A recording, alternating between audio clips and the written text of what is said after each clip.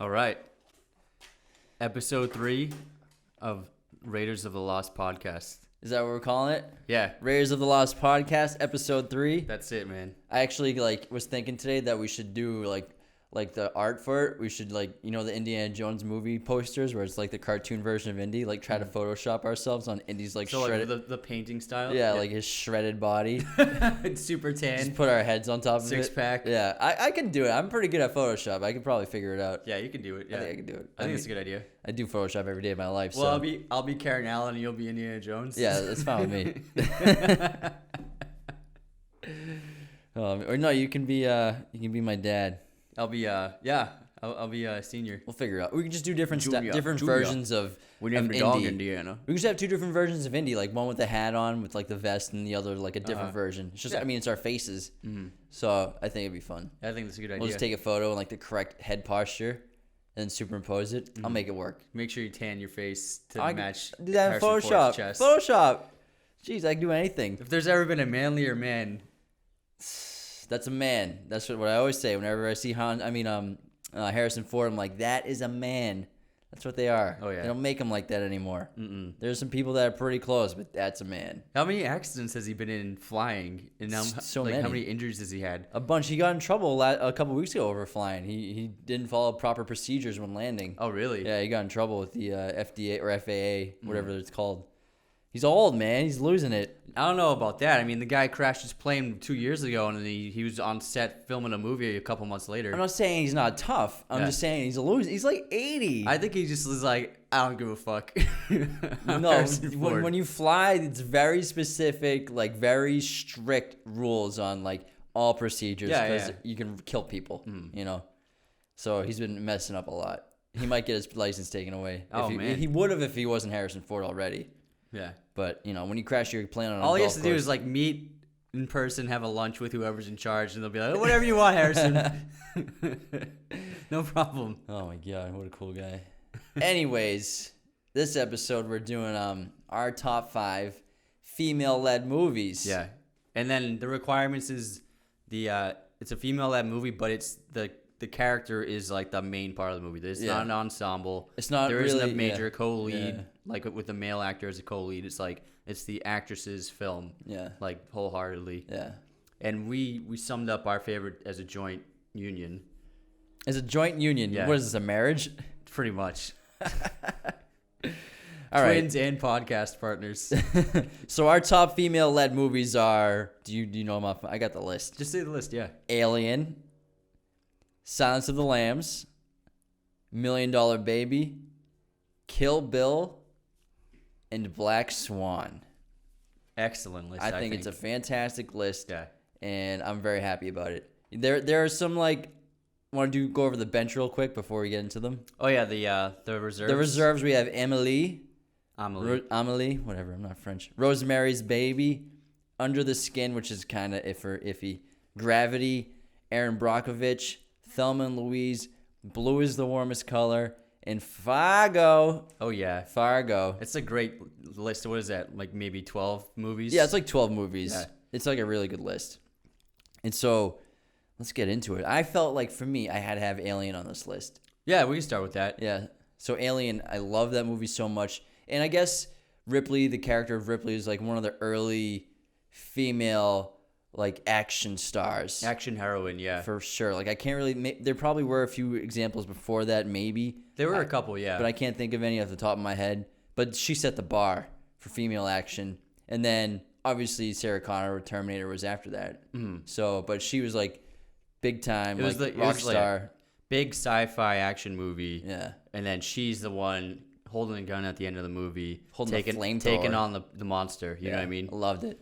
That's and she's so great because I can't think of like a more paranoid feeling I've had at a movie than watching the third act of Alien when she's going through the cabins of the ship. Oh, me too. With the alien around, it could be around any corner. Still terrifies me. It's still, yeah. No matter how many times I've seen it, it's horrifying to me. You feel claustrophobic because Yeah. it's on that tight ship with the tunnels, and then Yeah. it's not even as bad as when they're inside the ducts in the air ducts. But like at the end, the last 20 minutes of her going through the ship with like the alarm's going off. It's ringing. There's smoke everywhere. There's moisture everywhere. Yeah. You The don't know alarm. where it is. You've hardly seen the alien. It's killed everybody but her and the cat and the little girl. And then the architecture of the ship, it's like if you feel like it could be hidden anywhere. Yeah, you know what I mean. It's like blended in with like the infrastructure and all the the components of the walls and the pipes and the wires. It could be chilling in the corner anywhere.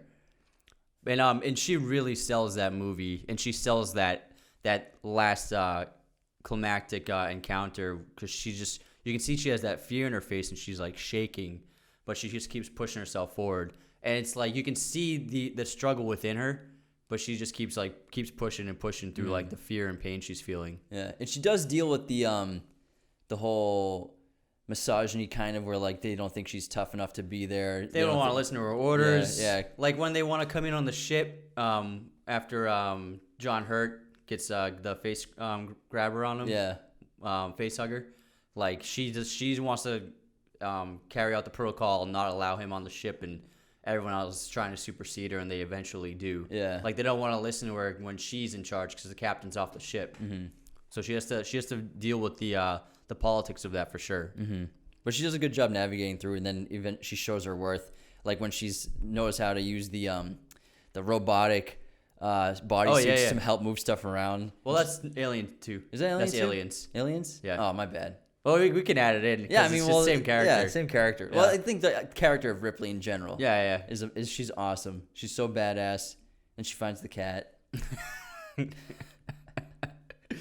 What is it with cats in movies recently that we've been seeing? I don't know. It was in that, and then what were we watching? The Girl with the Dragon Tattoo. Yeah, the cat's And the everywhere. cat with I Daniel fucking Craig. love cats, man. Yeah. Imagine if you had like a really well trained cat that like behaved well, like on the movies, like those kinds of cats. Well, I've read that they can be really hard to train. Like in Inside Llewyn Davis, they have the cat in that movie. Yeah. And it's in a lot of the film. But I read interview with the Coens, and they said that having the cat in a movie was like the worst idea they ever had. It never did what they wanted it to do, and they couldn't count the number of hours they wasted just waiting for it to like do what they were hoping it would do. Seriously? Yeah. That's pretty funny. Because you would think that there's like cats out there that are super well trained. Yeah, well, like Jinxie Cat from Meet the Parents was obviously well trained, Yeah. but maybe it depends on the kind of cat too. I guess, I mean, Jinxie was really only flushing the toilet, and that's like a very Well, specific he jumped thing. up on De Niro, no problem. Yeah, that's true. Yeah. That cat knew some good I think tricks. that's my favorite movie cat. Maybe the guy who sold them on like my cat is great for your movie, like the cat wasn't even trained at all. He's like, yeah, I can do whatever I want.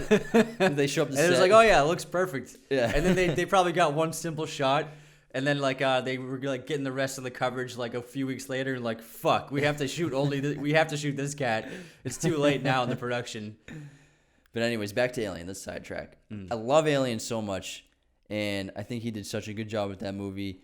And that's really like when I read this quote from him a couple weeks ago, where it's like you don't want to show the monster very often. You want to save the monster because it makes sense. It builds the suspense. You don't want to just reveal it and constantly reveal it like a lot of movies do today. Yeah. And he kind of set the bar in terms of hiding the monster and barely showing it. And that's a movie. It's when you look back on great horror movies, there's no jump scares in it at all.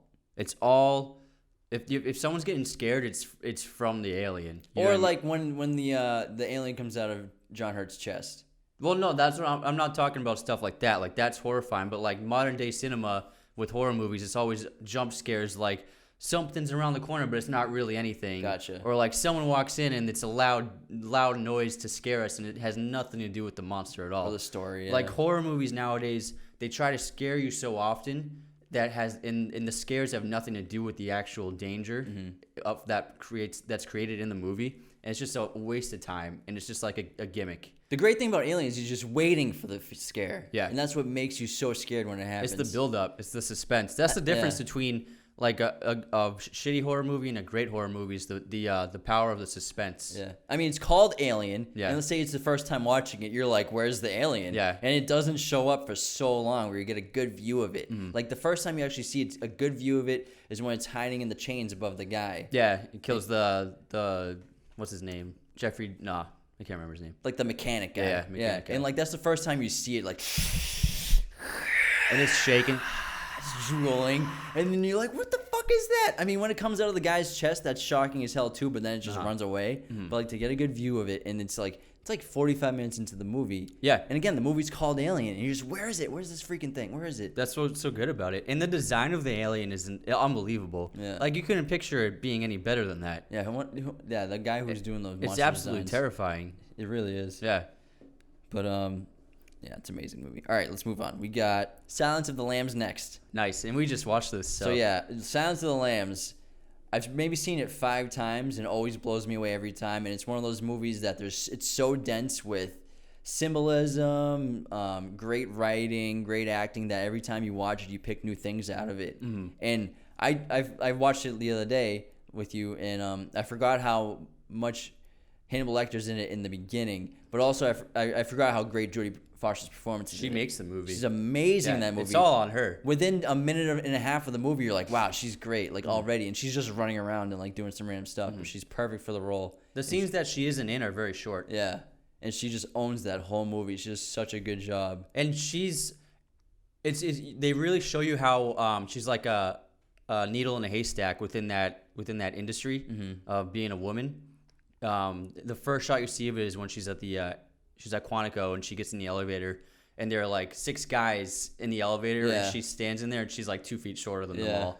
Like you see like she's kind of like a fish out of water, surrounded by all these men. Yeah. And even when they go to the wake of one of the victims, and her superior goes to talk with the captain of the department, and she's left in the room with all the other cops, and she just doesn't feel comfortable around them, and they're like giving her weird looks like, why is she here? Yeah. You know what I mean? It's like on the way to that elevator in that scene, she gives her other lady friend in training a high five on the way because they walk past each other. So they're like some of the very few women in the program. So yeah, that's obviously prevalent throughout the whole movie. But she never lets it bother her. Yeah, and like when the psychiatrist who Hannibal Lecter is his patient, he hits on her like immediately the first time they meet in terms of characters. That's the first thing he points out is how attractive she is. Yeah. And then he invites her out on a date. Yeah, he tries to hit her with a But she turns it down like perfectly. Yeah. She's respectful and polite. I think she's learned that like in order to deal with the men like that in that environment she just exudes politeness and professionalism, and always has a response that is never offense. And proper time flattery. Yeah. When he's upset and she tells him when he's upset that she wasted his time. Yeah. And then she says, "Well, it would have I wouldn't have had the pleasure of your company." Yeah. So she kind of gave him a compliment to like soothe him over. Yeah. But she's great. As soon as she sits down with Hannibal Lecter, and like you're talking about the most badass, horrible piece of monster serial killer like you can imagine in terms of fiction. In a movie. But even just in the setting of like her character in that scene, it's like he's a horrific person. Yeah. You and know she knows she holds her own every scene with him. And she doesn't really get overwhelmed in the first interview. And then it's her movie, and she does such an amazing job, and it still blows me away every time I watch it. And she doesn't let him manipulate her. Not too much. He tries, but then she figures out his schemes and his riddles. Yeah, and then she manipulates him. Yeah. So she reverses on him and uses him and tricks him. I don't think has never happened to him before, like someone using him. Possibly. Do they explain how he got arrested originally? I can't remember. They never explain like the actual arrest or how he got caught, but maybe it does in the book. But it's not really important. Yeah, it's irrelevant to the story because he's just been in that jail. It's better to know that it's better because when she walks into that jail cell, into that jail hallway with all the cells in the max security wing. And she walks by 3 other inmates, and they have bars in their cells. And then she walks over to his, and it's glass. Yeah. And you can tell, like, okay, this guy is even different from these horrible people. Yeah. He's even a step below them. Yeah. Because of the difference in the setting of his cell. You know what I mean? He's just so much worse. Yeah. Like they don't even have a door. Like they just have the drawer. Yeah. To keep him out. Yeah. Like that's how dangerous he is. Yeah. He's in a room with the most dangerous people in that state, and yet his cell has more reinforcement behind it. Yeah. And that's terrifying enough. Like that tells you everything you need to know about him. Yeah, immediately. And the way he just you don't need any exposition. The way he stands there like a bobblehead, just like he's got like straight like a pencil. Yeah. Awkward, creepy posture. And in just his eyes. But like when we were watching it, Because I remember I keep seeing, like, you see memes and stuff or whatever, and it's like, oh, the whole time, and like it's a movie fact. And Anthony Hopkins didn't blink once during his role during the entire performance of Hannibal Lecter, which is false. I saw him blink a dozen times at least. He holds his eyes open like unnaturally long. Yeah, but like he definitely blinks in the movie. And also the "Hello Clarice" line, that's not in the movie at all either. So like it's one of those movies where people kind of like they make something up in their head and it becomes like the culture of that movie and synonymous with that movie. And Yeah, it's like not the always pop true culture knowledge because of it. it's such a horrible character, and it just sticks with you that your brain just kind of creates like these other things that happen with it, and everyone believes it, but it's probably because of how good the performance is. And it just sticks with you forever, and it's just an iconic performance. Yeah, because for both of them, because a lot of that film, like I was telling you, is Jonathan Demme shoots tight close-ups, and the actors are often, when it's two people out of a conversation, his two-shot is literally the camera right in front of the person's face. Yeah. And I mean, I'm sure he has a long lens on it, so it's probably a number of feet away from the actual actor, but they have to look right into the camera lens because he does the POV sensation where the characters talking to Clarice are looking at us through the lens. It looks like you're in the conversation. And she's looking just off the lens. So you can imagine how difficult that is to act at a camera. And I'm sure the other actor is behind the camera, but still, it's like you're speaking lines and trying to emote to a camera. You know what I mean? So I'm sure that must have been a difficult set to work on, but she just nailed it. Yeah, She's so everything. effective though. Yeah. He even did it with like not even a big character too. Yeah. Like one of the sheriffs later on. Yeah, he does it all the time. He just All of his movies. Yeah. But oh man, I love that movie so much, and he's like Hannibal Lecter is so genius, and the way he escapes is like the most genius thing I've ever seen in a movie. It's so clever. But then one of the best reveals in cinema is the cross cutting of in the third act at the climax when they cross cut between the DEA team, the raid raiding the house, and then cross cutting with the doorbell in the basement. Yeah. And then when Buffalo Bill opens his door, it's Clarice. Yeah. And you're like, I remember the first time I saw that, I was like, oh fuck. Yeah. She's fucking. Oh my god. Yeah. The cuts in that movie are really good too. Like I don't know if it's him or the editor or both of them working together, but like the cuts from between scenes and like the way the dialogue works into the next scene is so effective and it works really well. There's like 3 cuts that stood out to me so well in terms of just like it makes it flow so much better. It's almost like the scene before never ended and it's just continued into the next scene. Yeah, even though it's a it different doesn't- setting, different characters. There's no fat on it at all. Yeah, it's so well made. It's a perfect film. Yeah, I'll give it a perfect. And it's film. got a great climax when Clarice is in the basement and she can't see. And Jodie Foster is like, you think she can't see. The way she's acting is she's shaking. Did they shut the lights off for it? No way. No? There's definitely lights on in that scene when they filmed it. Maybe. 100%. Probably. So she's fully acting that. Probably. And then the way like her body is shaking. Did they really put the goggles on, the night vision goggles on the camera? My guess is that was just a filter they put over it. Maybe, yeah. I don't think they put actual night vision goggles on because I feel like the lens on the night vision goggles are like tiny. Yeah. So I'm going to look that up later and see what they did. Look it up. I doubt it, though. Yeah. It might have just been an effect they used. Yeah. All right, next up. $1 Million Baby. Oh, my God. I'm going to start crying already. The opening credits for this movie makes me bawl every single time. Yeah, with Clint's score. Oh, my God. That movie is so good. It makes me so emotional. The journey that this woman goes through in that movie, and like the obstacles she overcomes, the perseverance she goes through, and it's just, and the way it works out and the way it happens in the end, what happens to her, it's just heartbreaking. Like it's just, there's no other word to describe it than heartbreaking. Because there's few movies where you really like love the character, wholeheartedly, like you love the character, and this is a movie where that happened for me, where I wanted her to like achieve everything and succeed and win.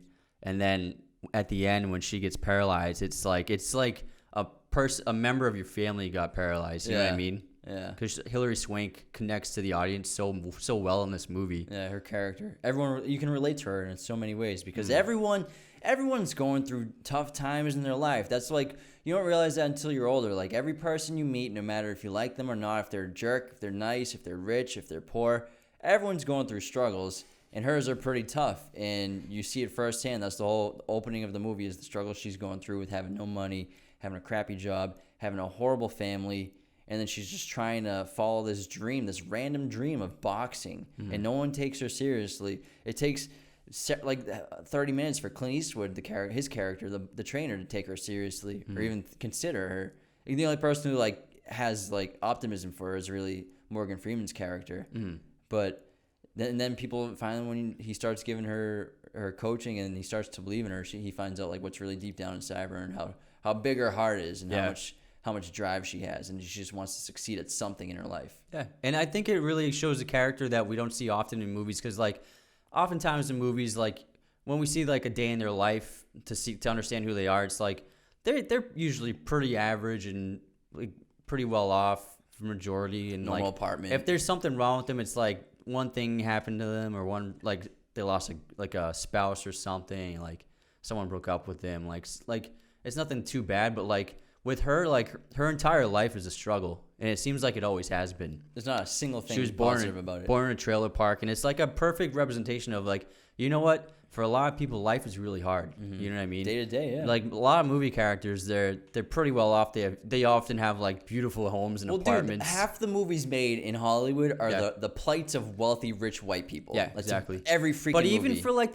like an average, like a rom-com, like you can watch any rom-com and it'll be like a bartender is the lead character, but they have the most beautiful apartment Makes in no New York sense City, at all. and it's like, what the fuck? And yeah, I'm sure the production design team had a lot of money to work with, and they wanted to make it look awesome, but like it's not realistic for someone who makes $400 a week. Seriously. Whereas this movie, it's like it's really authentic and truthful with like the struggle for a lot of impoverished people, and her environment is shitty. That's a simple fact. And like the tips she gets like $1 Yeah. tip. Like it's like change. It's like $1 bill and change for a tip. And I can't remember what she eats for food, but it's like Scraps from scraps the from restaurant. work. Yeah.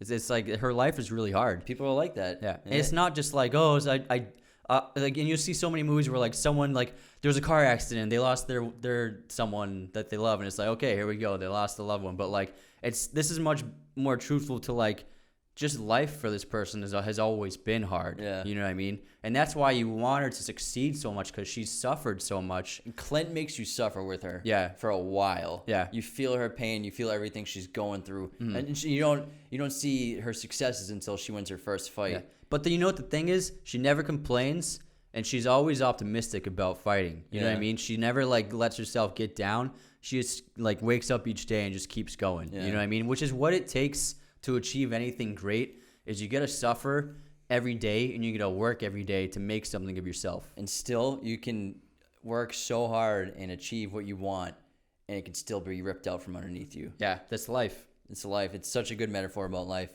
So I think that's the main theme of the movie, is like, you know what, life doesn't always help you out. And You know not what I everyone mean? lives a perfect life. Yeah. No matter who you are, what you look like, life can fucking suck. And there's nothing, you can work hard and you'll succeed, and that's the best thing to do, but still, no matter what, it can get you. Yeah, and it's also about two lost characters, Clint, who's estranged from his daughter, and then Hilary Swank, whose family is just like the worst kind of people, and she doesn't even want to be around them. Yeah. But then they develop this kinship, and they themselves become a family, the two of them. Yeah, it's kind of like about finding relationships and finding people to love and like to build something with. Yeah. But man, I'm like getting emotional just thinking about it. Oh my god. I can't watch it because it gets me so emotional. It's hard to watch. Like if I need a good cry, like, cause you know you gotta get a cry out like every couple months. You know, you gotta get your emotions out. But like if I need a cry, I'm gonna put on $1 Million Baby, and it's coming. The waterworks are coming. That's Clint's best directed movie, I think. Probably with that or Unforgiven. They're both great, but man, if you had to pick one of them, So, go on an island with one of them. In terms of like, yeah, it's probably my favorite Clint Eastwood movie. Yeah, it's so good. All right, what we got for number 4?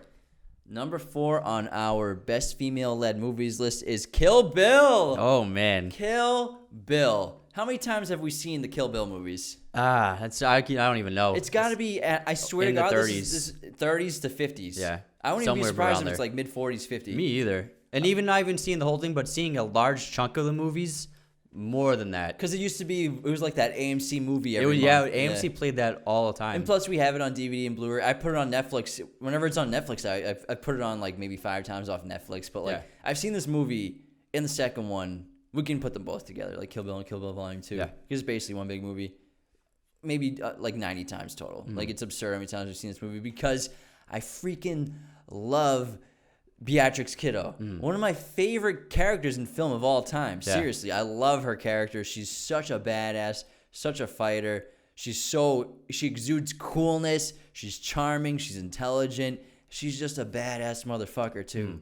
And it's Tarantino dialogue the whole time and Tarantino storyline. It's fun. And she's a lot of fun. Born to play that character. I couldn't picture a single other person playing that character. I can't imagine anyone else pulling it off the way she did. It's amazing job all around. Because the movie rests on her. Yeah. You know what I mean? And like, it's a freaking it's a Hollywood kung fu action movie. Samurai movie starring a blonde, pale woman from Boston, from Massachusetts. And it's like, hell yeah. She's from Mass. It's just like, this is sick. Because there have been plenty of action movies with female leads, but like a samurai movie Badass. with a female lead. Are you kidding me? So and cool. I mean, just the audacity of Tarantino to not give a fuck at all. He's like, I'm going to make a samurai movie, and I'm going to make it a contemporary film. I don't care. It's insane. That's why when he recently got called sexist for Once Upon a Time in Hollywood. Yeah. And I'm just like, have you guys seen his other movies? He's made 5 movies with female leads. Who else has made a 2-part samurai action movie with a woman lead that takes up all the dialogue? She's in every goddamn scene. She's chopping people up with swords. She's fighting other women with swords. It's insane. It's the ultimate female empowerment movie. She's fighting a black woman. She's fighting a Japanese, Chinese American woman. She's fighting a Chinese. There's so much diversity in that movie. It's insane. Yeah. She's chopping everybody up, and she kills 88 dudes with a sword in one scene. It's just so cool. It's like, what are you talking about, sexist? Name another movie that's that empowering for women in terms of like, maybe you don't want to empower violence, but still, it's a Tarantino movie. It's gonna be violent. People are gonna fucking die. Yeah. Don't see it if you don't want to watch violence. But my God, that movie is so good. I love those movies so much. I don't know if like they're my favorite Tarantino movies, because obviously when you think of Tarantino, it's like Pulp Fiction, like Inglourious Basterds. Well, that's how great his filmography is. True. Like even the couple of the best action movies aren't even his best ones. Yeah, but I mean, there's definitely like a hierarchy of his movies that you can put in. Like Jackie Brown's in the bottom, like not my favorite. It's not my favorite. No, I'd put Death Proof down there. No, yeah, Death Proof's probably the bottom of his list. But if I had to make a list, it's like Death Proof, then Jackie Brown. Yeah, you're right. I guess. Then Reservoir Dogs, and then it's easy to pick after that. I would take Reservoir Dogs over The Hateful Eight. I don't know, man. I really like The Hateful Eight a lot. I like that movie a lot. But Kill Bill, great movie. But Kill Bill's the characters are so good and they're so unique. Every single one of them, all the assassins and everything, and it's just so cool. It's like an amazing like secret community. Like he did it before like John Wick. You know what I mean? Yeah. It's like the Society of Samurai Assassins. It's just a more basic version of it. Yeah. Where John Wick just has like this whole underground world and everything. But my God, what a freaking movie! Uma Thurman's so good in that movie. I loved her. Like, yeah, big crush on her. Because that came out in like what? It was like 03? 2004 and 2005. I think. Something like that. Yeah. So we were just teenagers and impressionable. And man, what a fucking badass movie! I love it, man. Every part of it. I could probably like recite that movie scene by scene. Yeah, and I mean, and it's got great villains because not just David Carradine, but Lucy Liu is great. She's fantastic in it. And well, he hides Bill the whole time. You don't see him until the second You see one. little snippets of him, like that's you hear his voice, Yeah, but you hear like his voice. you don't see him until the second movie, basically. And it's just like, who the fuck is Bill? I remember seeing it the first time, like before Kill Bill 2 came out. I'm like, who the fuck is Bill? If you think about it, like who are even the male leads in that movie? It's Bill, and then it's Yeah, but he's in it for like 30 seconds. in the first movie. Yeah, the first one. It's Uma Thurman and Lucy Liu, and that's like And Vivica A. Fox. Vivica A. Fox. Yeah. Which is one of my favorite fight scenes ever. The knife fight in the living room, in the kitchen. And then when the kid shows up. Yeah. Who are It's all women. Well, yeah, and the guy with the like eye bandana, but he's hardly in it. Yeah, he's hardly in it. Yeah. Yeah, if you think about it, that's a very female-led movie. Yeah. The whole thing. Apparently, he's sexist though. Yeah, he hates women. He made like a really good version of like Charlie's Angels, basically. Oh yeah. Yeah. Because that movie fucking sucks. And Lucy Liu's in both. That's kind of funny. But no, I love Beatrix Kiddo. You don't even hear her name until later on. Till the second one. Is it the second one you hear? Yeah. So you don't Till even the know her second one. name. She's just the bride. She's an assassin. And it's kind of like you can see his influence off of like spaghetti westerns with that, with like The Man with No Name, with Clint Eastwood. Like that character, you don't know his name. He's out for revenge. Yeah, I never put that together. Yeah, definitely. Revenge, man. It's like one of my favorite Themes. motivations in a movie. Because a lot of stories are driven by what's the motivation, and when it's revenge and it's done well, it's so sick. And the thing is, it's that movie is just, it's always fun to watch. Yeah. You know what I mean? It's always a good time Watch it anytime. because it's so funny, but it's so well made. And the drama is good, and the action is good. It's just like there's not a bad thing about it at all. Like you couldn't nitpick anything about that movie. Oh, the male lead is Hattori Hanzo. He's the guy with the most character. He's the male character with the most dialogue in that movie. 2 minutes. And he's in like only like 20 minutes of the movie, if that. He just throws a baseball and makes a sword. I love the training scenes. Yeah. With the master. Okay, so Padme. Yeah, Padme. I think those are.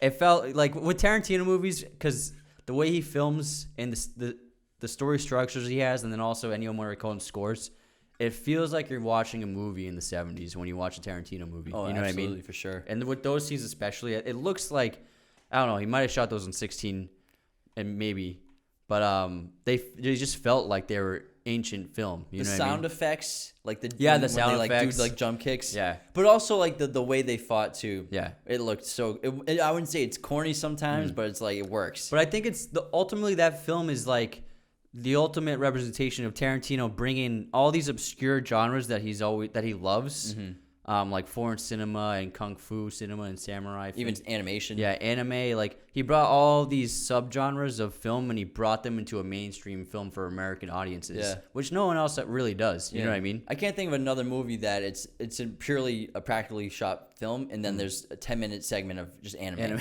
It's like the first time I saw it, I'm like, what the fuck's going on? Is this a movie? It's like we're in the theaters. I'm like, is this like a Hollywood movie? Yeah. I'm like, what's going on? That's because he just doesn't care. He's like, I'm gonna do whatever I want. It's very cool. Yeah. No one else. I don't think anyone else can do that because the studio was like, I mean, Quentin, like, wow, we love you, but like, fucking 10 minutes of anime. Yeah, because this was his fourth movie. Yeah, so he was a big deal, but not like he wasn't like at the point now where he could do anything he wants. He still pretty much he pulled it off. No, that was an example of he has Final Cut and he does whatever he wants. Yeah. That movie was it. All right, because he made Pulp Fiction. 'Cause when you make Pulp Fiction, you can do anything you want after it. Yeah, that's what happens. It's When, kinda when like you make a masterpiece, like a true masterpiece, you get to do whatever the fuck you want for the rest of your career. Why do studios keep giving M. Night Shyamalan money then? He doesn't make a masterpiece. No, but I'm not saying he made a masterpiece, but like He's not getting money from anyone. He's funding his own films now. oh, he funds his own movies. He funded Split and Glass himself. They were self-productions. Oh wow. Yeah, no one's giving him money. I wouldn't give that. Guy They stopped. money. Oh, I thought he. Still And did. then Blumhouse partnered with him, and his movies have tiny budgets now. Tiny budgets. Yeah. Split was made for like 20 mil of his own money, and before that, he made a found footage one for like 6 mil that he funded himself. Gotcha. So yeah, they stopped giving him money. But if you make a masterpiece, you're good. You're fine. You And Tarantino's made like a handful of masterpieces. he's made a few. Yeah. Would you say Kill Bill's a masterpiece? I mean, when I think of a masterpiece, I think of it's like the Hall of Fame of a sport. It's like the best movie, the best one or two movies within like a decade, the best few movies. And so with Tarantino, I would say Inglourious Bastards and Pulp Fiction are masterpieces. I think Inglourious Basterds is although it's loved and praised by everyone, it's still his most underrated movie. Yeah, I think it is. I think those two are masterpieces. How he didn't win best screenplay over Up in the Air? I don't know what the fuck is wrong. And also with when you Hollywood. factor in that Up in the Air was written by like 10 people. And he didn't win best director, did he? I don't think he won anything for Inglourious Bastards. I think it won Christoph Waltz, and that's it. I Honestly, think you're probably right. I But think that's all it got. that movie is It's one of the best written movies I've ever seen, I think. Yeah. In terms of just straight up script, It's dialogue. It's one of the best screenplays Dialogue, ever. Yeah. probably the best dialogue I've ever seen in a movie. It's insane. And I couldn't believe it. When I was watching it. He wrote the best scene in the last 20 years. The best scene. The opening scene. Yeah. How do you not win for the opening scene? That's the best scene that's been written that I have ever seen. I couldn't believe it. It might be the best written scene ever, It's honestly. because of Hollywood's all about a fucking story. What's going on in the world and how does that pertain to our awards? Because that was 2009, right? 2009 and 2008. Yeah. Financial crisis. Yeah. We lost jobs. Up in the Air comes out. Ooh, let's give this every fucking award to show everyone that we care about what's going on. I think it's how Hollywood shows it's care. Political, yeah. How they think they care about people. We all know what movie Inglourious Basterds is. You know what I mean? Yeah. No one. I will never ever again watch Up in the Air. I've never had I've seen it on Netflix. I've seen it on Amazon. I've never been like, oh, I should watch Up in the Air because it's a great movie. It's okay. Yeah. It's a good movie, but like, are you fucking kidding me? So, you know what? That opening scene in Inglourious Basterds is a perfect example of Alfred Hitchcock's theory on film. Mm-hmm. So it's about suspense. So say for an example, you have a dinner scene and there's 4 people at a table eating dinner, and then just a casual conversation amongst the 4 of them, and then all of a sudden a bomb goes off and they all blow up and they all die. So that's how like a majority of people would film it. But the way you create suspense is you film the dinner scene, you film the conversation, and then you go down and you reveal that there's a bomb under the table. Mm-hmm. And then you keep carrying out the scene, and then the audience is just waiting for that bomb to go off. Yeah. So Tarantino perfectly executed that idea of how to create suspense by revealing you have the setup and the conversation, and then he reveals the bomb underneath the floorboards, which is the Jews. Because that whole opening scene, you think, all right, he seems like he's a Nazi, so he's a piece of shit, but he seems like he's just here for information, and nothing bad's gonna happen. And also, you think that the farmer is innocent. You think, oh, he's just like, obviously he's nervous and he's scared of this Nazi officer coming into his home, but he seems like he has nothing to hide. And it seems like it's just because Germany took over France. Yeah, it's a normal thing that happens every once in a while. So he seems like, okay, he come on in, we'll just chat and see what he wants. But then when Tarantino reveals that there are Jews hidden under the floorboards, the rest of that conversation, you're just waiting for that bomb to explode. Yeah. And he holds that.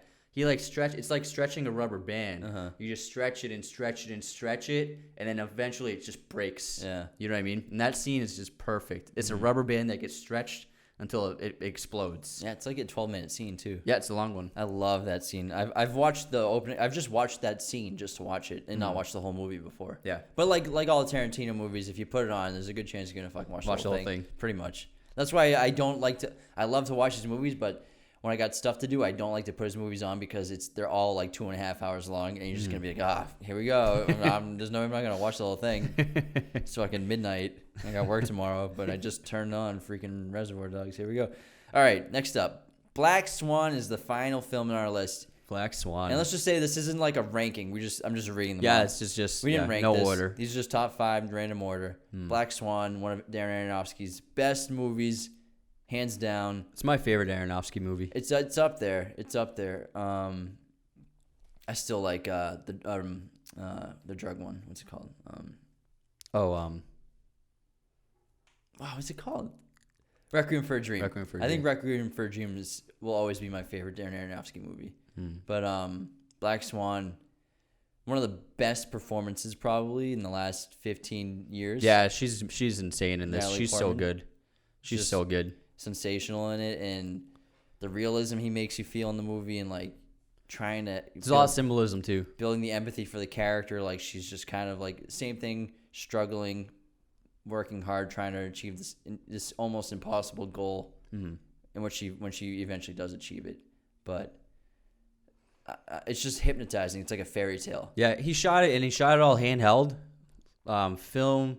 A lot of tight close-ups, and then wides for coverage of like dance routines. Yeah. But the handheld adds a lot of realism, especially when the dances are happening, because it really puts you in there. Because you think of like any kind of choreographed dance on film is like 1,000 cuts, and it's like perfectly, like everything is shot like perfectly. But Aronofsky's shooting it with a wide handheld, like he doesn't care. That's not important. Yeah. What's important is her. You know what I mean? And I have a friend that's a ballerina, and This movie does a really great job of like showing you how hard that The life of it is. It's so hard. It's one of the most difficult things to be really successful at because the competition is just insane. It's basically a professional athlete. Yeah. And It is, yeah, I'd say. and it's probably even harder to succeed because there's just few spots and few shows. It takes a lot of sacrifice, and there's a lot of physical consequences that go in hand with that. Yeah, long term. And also, it's a short-term career. Yeah. And So like, once you're 30, if you don't make it big time and make enough money, you're probably just going to be teaching until you're 80. yeah, and you have to be the correct body frame, body size, weight. You have to have the right size legs to hips to to torso ratio. So like a lot of dancers can dance, but like you have to be a very specific proportion person to be the best at it. And not everyone can do that. But And I read that she trained for 6 months. it's a long time. Yeah. Well, how long did Jennifer Lawrence train for Red Sparrow? I'm not sure it was that. I don't think it was even close to that long because she only did one scene of dancing. It was a pretty long scene though, the opening. Yeah. But I don't know if it's her the whole time. Underrated movie, by the way. Yeah, it's pretty good. Yeah. I feel like that movie could have been great. Yeah. They just missed the mark a little Yeah, bit. but it wasn't bad. Yeah, I liked Everyone it a lot. said it was awful. I thought It I made had a no good money. time. I liked it a lot. The score for that's great. But Natalie Portman's character in Black Swan is one of my favorite female characters. And the way I look at that movie is her getting the part of Black Swan is essentially her growing into womanhood. Because her character, when we see her life, the way her mother has like catered to her and raised her, she's still like a little kid emotionally. Yeah. And because she's only known this world really, Yeah, ballerina. she seems like her mother has really restricted her and kept her close knit, and hasn't kept her in this bubble. Like her room looks like the room of a 12-year-old. Like her mom like tucks her in a bed. She's never had a sexual experience with another person, even though she's in her 20s. She's probably never had any friends. She doesn't seem to fit in with the other dancers. And then she has this like naivety and this innocence about her. Like she's never really experienced like the real world. Yeah. And she's never grown up. Because she's just like a pawn that they need to mold into what they want. Her mother too. Her mother used her. I can't remember the exact background, but I think her mother was a dancer, and then it was like her mother was using her like as a living through her to become the best dancer. Yeah, vicariously. And then the way I read the movie is when she becomes the Black Swan, it's her becoming a woman. And then so it's like not just transforming into the part, but transforming into an adult. You know what I mean? Yeah. That's how I look at it. He does such a good job, like in a lot of his movies, like you don't know what's real sometimes. You don't know what's fake, and you don't know always what's going on or where the story's going. Like same thing with the Fountain, Mother. But Mother's like, is this real? What's going on right now? Because there's so many scenes that like there's like dream scenes that seem so real, and then a lot of the interactions with Mila Kunis, what's going on. But then at the end, even when she dies at the end of the movie, you're like, what the fuck? What kind of fairy tale is this? Because it's not a fairy tale. It's not a happy ending, really. Yeah. And she just basically sacrifices her life to become Black Swan. Yeah. That's what she gave up. She gave up her entire life just for a role. I think that she decided that she had to die in order to be free, is what it is. And to give the ultimate performance of Black Swan. Man, it's a powerful ending. Yeah. Very powerful. But she's so amazing. Because there's a lot of controversy about them using doubles and CGIing her face in some of the more complicated dancing sequences.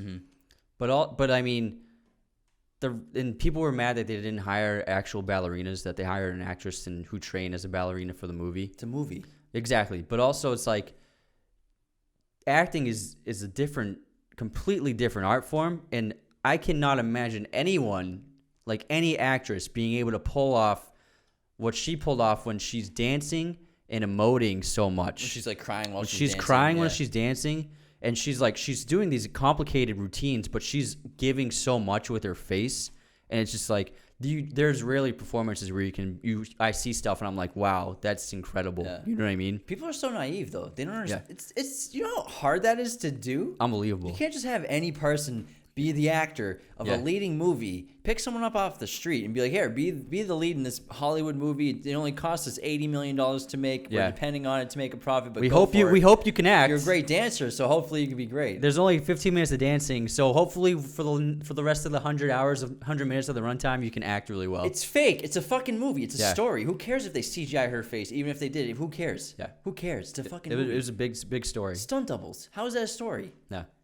My God, you can't have. Well, I mean, Tom Cruise jumps off buildings, but the average actor should not be jumping off buildings. What are you gonna hire a fucking a parkour guy to play every action movie? Yeah, and you let alone you could barely find enough actors who can do what Natalie Portman can do. True. She's one of the best that's working right now. Yeah, she's one of the best of the best. Yeah, man, and that's her best performance. I love Vincent Cassel in that movie. Yeah, too. he's a great villain in that. Vincent Cassel is the man. Dude. He has this ability to just play like the worst kind of people, but like you can't help but like find them appealing. He's you know what I mean? Cool. Yeah, he's so cool in every movie he's in. I love that guy. Like I want to be Vincent Cassel. Like he's that cool. Yeah, he's a great kind of like an opposite side of the coin to her. You know what I mean? Yeah. Everything that she isn't, he exudes. Ultimate confidence. Yeah. And skill. Sexuality. Knowledge. Yeah. He's a very cool guy. He's awesome. I love him in the Ocean's movies. I love him in what's the French movie? His first one that got him famous. Oh, when he's got a shaved head. Yeah, I can't remember what it's called. Something. Lahain. I like that movie a lot. It's good. I really do. That blew me away. But he's a really great actor too. He was in Westworld the new season. He was good. He's in the new season of Westworld. Yeah. Well, you told me not to watch that movie. It's a TV show. TV show. It's funny because for years you've been like, dude, you gotta get on Westworld. For 2 years. It's not years. Is that plural? Yeah. Years. But typically when someone says years, they mean more than a couple. More than one. Fuck up. You've been like, dude, you gotta watch Westworld. You gotta get on it. It's great. You're gonna love it. You're gonna love it. And now you've changed your tune where you're like, don't watch Westworld. It's a waste of time. So imagine if I wasted my time watching that show. I'm glad. The first 2 seasons are fantastic. I saw the first half of the first one. The third season's just like it got ridiculous. Yeah. It got so ridiculous. I was a fan. I was like, and I'll let people stretch like stories and plots. Like it's okay, but like this was absurd what they were doing. Are they making a 4th season? Yeah, they have a 6th season plan. You know, people probably love it. Yeah, it's very popular. Yeah. But man, you want to talk about any other ones on the list? I mean, wait, Emily. Rosemary's Baby. Oh my God, I love Rosemary's Baby. Yeah, I hadn't watched it in years, and I watched it like a month ago. Fuck, that's a good movie. Yeah. Holy shit. It's really, really well directed and well written and well acted. Yeah, it's really phenomenal. It's got one of my favorite endings of all time. Yeah, it's nuts. Yeah. Gravity's awesome. Gravity, yeah, it's pretty much Sandra Bullock the whole time. She carries the whole thing. The movie's great. In terms of the accuracy of the space stuff is just terrible. Yeah, it's horrible. The fact that they could jump from satellite to space station to satellite to ship is like these things are like tens of thousands of miles away from each other. So far away. And then she's just like hopping from thing to thing in like an hour. They're going 16,000 miles per hour. It's a little bananas. It's like island hopping. That's like how far away they are. Yeah, probably further. It's like continent hopping. Mm-hmm. The amount of space up there where all these satellites and ships are, it's insane. Because they're about 200 miles away from the Earth. Yeah. So you got to factor in. I don't know what the diameter is for the orbit. That's probably of Earth. several Earths in so size. It's probably like 3 Earths. Yeah. I don't know, but like there's so much space up there, and like you. It's just like, oh my God, like come on. She does it like 3 times. She satellite hops like 3 times. It's just like, what the fuck is going on? And one thing they did a really bad job of is her hair isn't floating around.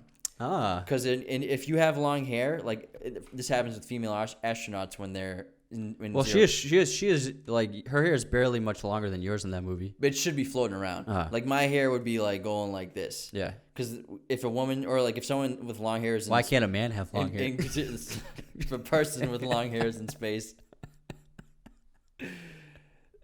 their hair is just like going like this the whole time. Yeah. So it should have been going. I understand. Yeah, but it would look terrible on camera if they did that. Yeah. And they can't really. They'd have to CGI it and it looks stupid.